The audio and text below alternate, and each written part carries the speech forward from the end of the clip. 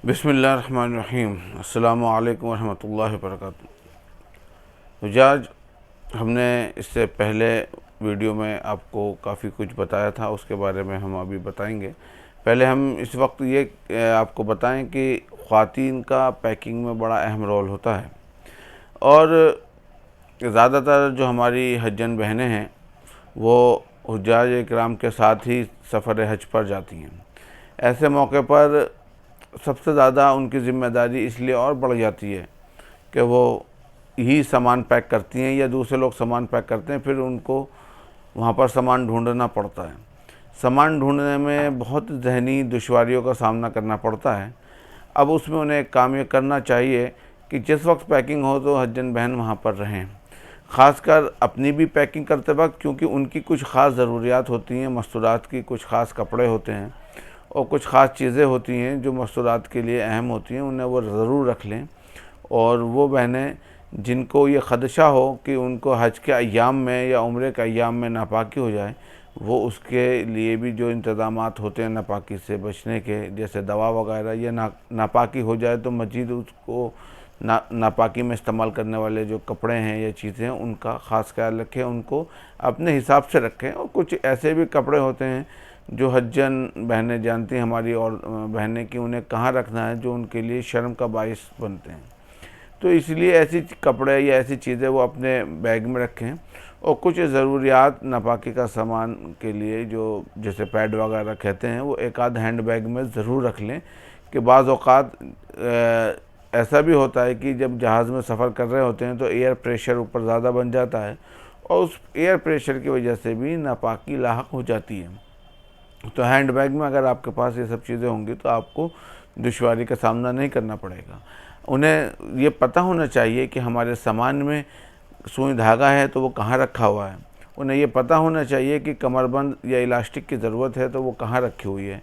उन्हें ये पता होना चाहिए कि मेरे शोहर का, मेरे भाई का या मेरे बेटे का, जो भी फैमिली के साथ हज करने जा रहे हैं, कि उनका फ़लाँ कपड़ा कहाँ रखा है और वो हमने मदीने शरीफ के लिए मखसूस कपड़ा कराया था या वो हमने मक्का मुकर्रमा के लिए किया था, या हमने ये जो अहराम रखा था वो हमने कौन से वाले अटैची में रख लिया था या कौन से बैग में रख लिया था। क्योंकि जो हाजी और हज्जन मदीने शरीफ जाते हैं उनको ये ज़रूरी है कि वो अहराम का कपड़ा उसी अटैची में रखें जो मदीने शरीफ के लिए वो बनाएं। क्योंकि मदीने शरीफ वाली अटैची में ही और एक मक्का मुकर्रमा की अटैची में, इसलिए मैं आपको अलग अलग बताता हूँ क्योंकि सामान हो जाता है ज़्यादा। और फिर अगर आप सारा सामान एक कमरे में खोलेंगे तो आप कहाँ रहेंगे, सामान ही खुला हुआ होगा। इस हालात में आपके पास जो अटैची है वो मदीना शरीफ के अलग होनी चाहिए, मक्का मुकर्रमा के अलग। तो चूँकि मदीना मुनव्वरा से जब आप मक्का मुकर्रमा के लिए रवाना होंगे तो अहराम आपको बांधना है, तो इसीलिए वो अहराम मदीना शरीफ वाली अटैची में आप रखें। दवाएं कहाँ रखी हैं ये उन्हें पता होना चाहिए, दवाएं अलग अलग उस हिस्से में करके रखें। आप मदीना शरीफ वाली अटैची में उतनी ही दवाएं रखें जितनी आपको मदीना शरीफ में इस्तेमाल करनी है, बाकी आप मक्का मुकर्रमा वाली अटैची में रखें, कुछ हैंड बैग में भी रखें।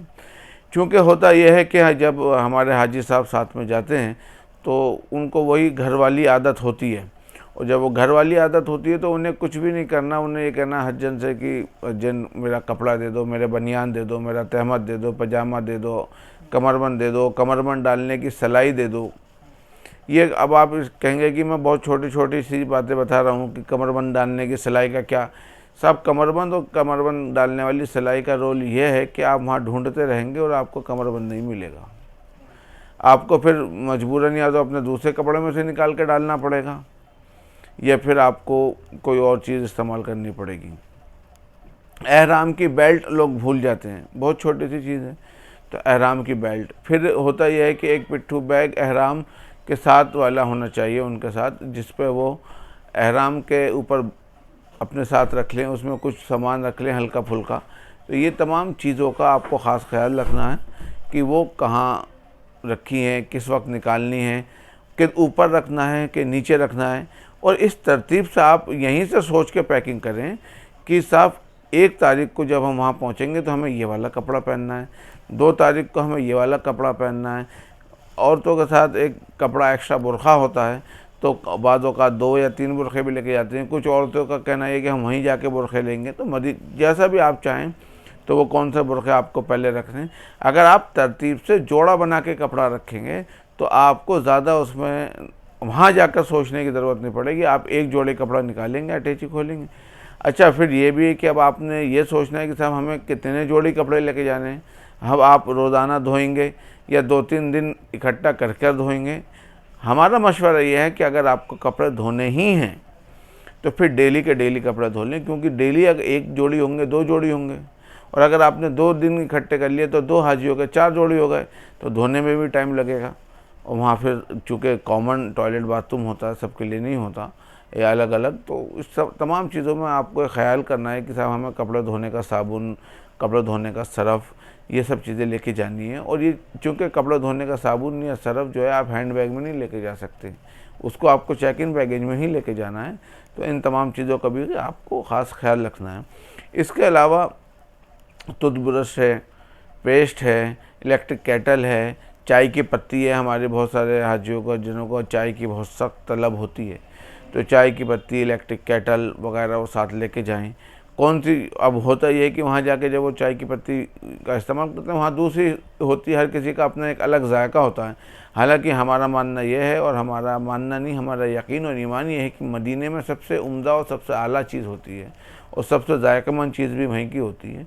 मगर फिर भी अपना अपना जायका पसंद होता है, तो आपको अगर ऐसा लगता है तो आप यहाँ से अपना लेके जाएं ज़रूर। वहाँ जाकर किसी चीज़ में कीड़े मत निकालिएगा, खुदा के वास्ते। किसी भी चीज़ में, मदीने शरीफ की तो ख़ास करके, आप किसी भी चीज़ को 19 भी मत सोचिएगा कि ये बहुत हल्की है या इसमें ऐसा नहीं। यहाँ ऐसा हो जाता तो वो जो भी कुछ है ना, वहाँ जो ज़र्रा है वही आफ़ताब है। वहाँ का ज़र्रा ज़र्रा आफ़ताब है, और वो ज़र्रा जब आपके जिस्म को लगेगा तो इंशाअल्लाह आप भी आफ़ताब बन जाएंगे। ये चीज़ें आपको बहुत अहम और ज़रूरी है। इसके अलावा एक और मसला ये आता है कि खाने पीने का सामान, क्योंकि ये हमारी हज्जन बहनों के साथ बहुत अहम ज़िम्मेदारी होती है। बेचारे अपना हज भी करती हैं और अपने शोहर का, भाई का और अपने बेटों का हज भी करवाती हैं, इसलिए कि उन्हें ये भी ज़िम्मेदारी होती है कि मैं इबादत भी करूं, अपने शौहर की खिदमत भी करूं, अपने बच्चे की देखभाल भी करूं, अपने भाई का ख्याल भी करूं, और उनको खाना भी पकाऊं, उनको अच्छे से अच्छा खिलाऊं। कभी बाज़ार से भी लाते हैं, कुछ लोगों की आदत होती है वो घर पर बनाते हैं। तो मक्का मुकर्रमा में आपको चूँकि किचन मिलेगा, तो आपको ये यहाँ से ख्याल करके लेके जाना है कि हमें नमक कौन सा लेके जाना है, हमें गर्म मसाला कौन सा लेके जाना है, हमें हल्दी लेके जानी है तो कौन सी लेके जानी है, धनिया कितना लेके जाना है। तो इन सब चीज़ों का अंदाज़ा आप नहीं लगा सकते, ये हमारी हज्जन बहनें ही लगाएंगी। तो हाजी साहब, इसके लिए आप अपनी हज्जनों से मशवरा करें और जितना वो सामान आपको बताएं उसको आप उसी हिसाब से लाएं। और इस चीज़ का भी ख्याल रखें कि एक अटैची में 20 किलो से ज़्यादा सामान नहीं होना चाहिए, और यह 20 किलो सामान आपकी अटैची के वज़न के साथ है। अगर आप इसको अलग सोचेंगे तो फिर आपके लिए मुश्किल होगा। और एक हाजी को 2 अटैचियाँ 20-20 किलो की लेके जानी है। 20 किलो की एक अटैची, 20 किलो की दूसरी अटैची जो चेक इन बैगेज में जाएगी, और तीसरा आपका हैंड बैग है जो आपका 7 किलो का होगा। इसके अलावा हमारी हज्जन बहनों का जो पर्स होता है वो भी उसमें जा सकता है। उसकी कोई ऐसा नहीं है कि हैंड बैग है तो वो पर्स नहीं जाएगा, वो पर्स भी जाएगा और हैंड बैग भी चला जाएगा, तो उसकी कोई परेशानी नहीं है, वो बिल्कुल अपने साथ रखें। और इसमें एक चीज़ ख़ास ये है जो हमने बताया कि जब आप एयरपोर्ट पर जाएंगे तो अपनी अटैची पे ख़ास एक निशानी बांधेंगे। ख़ास निशानी इसलिए बांधेंगे कि एक जहाज़ में 400 हाजी होते हैं और 400 हाजियों के 800 अटैचियाँ हो गई। अब 800 अटैची में पहला आपका है या 800 नंबर वाला आपका रखा हुआ है, इसकी कुछ नहीं आप कह सकते, ये तो किस्मत की बात है। हम और आप पढ़े लिखे हो सकते हैं, उसमें हमने अच्छे से नाम, फ़ोन नंबर, पासपोर्ट नंबर, सारी डिटेल लिख दी, और हज सुविधा ऐप के ज़रिए जो हमें QR कोड हमने जनरेट किया वो भी हमने निकाल कर उस पर चस्पा कर दिया। फिर भी हमें तो पढ़ना तो पड़ेगा ना, किसी की अटैची है। अगर आप उस पर एक चीज़ कर लें, उसके हैंडल्स पर 2 या 3 रंग के या कोई अपनी ख़ास तरीके की पहचान बांध दें, दोनों हैंडल्स पर बांधिएगा, एक पर नहीं दोनों हैंडल्स पर बांधिए, या उस पर कोई ख़ास कलर का टेप लपेट दें या कुछ और, तो उससे आपको ये होगा कि आप बहुत दूर से भी पहचान लेंगे कि आपकी ही अटैची है। अब एक ख़ास मामला इसमें यह होता है कि हमने पहचान तो बना ली, मगर चूँकि वो पहचान हमारी हमेशा की थोड़ी, जो हमने बांधी थी वो तो चलते टाइम ही बांधी, हम भूल सकते हैं। तो इसलिए उस पहचान को अपने पर्स पर और अपने हैंडबैग पर भी बांध लीजिए, क्योंकि वो जब वो पर्स आपके साथ होगा, हैंडबैग आपके साथ होगा, तो आप उससे देख के ये याद रख सकते हैं कि मेरी अटैची की, मेरे बैग की ये पहचान है। और वो पहचान चूँकि यूनिक होगी, वाज़ेह होगी, या हो सकता है उस पहचान की 2-3 हो, तो आप वहाँ पहुँचें उस अटैची पे जो जिस पर आपने अपनी पहचान बांधी है, और वहाँ जाकर आपको फिर ये देखना है कि इस पर नाम, फ़ोन नंबर या जो भी आपने डिटेल्स लिखी हैं वो आपकी वाली ही है। हो सकता है किसी और ने, दूसरे ने भी यही पहचान बांधी हो।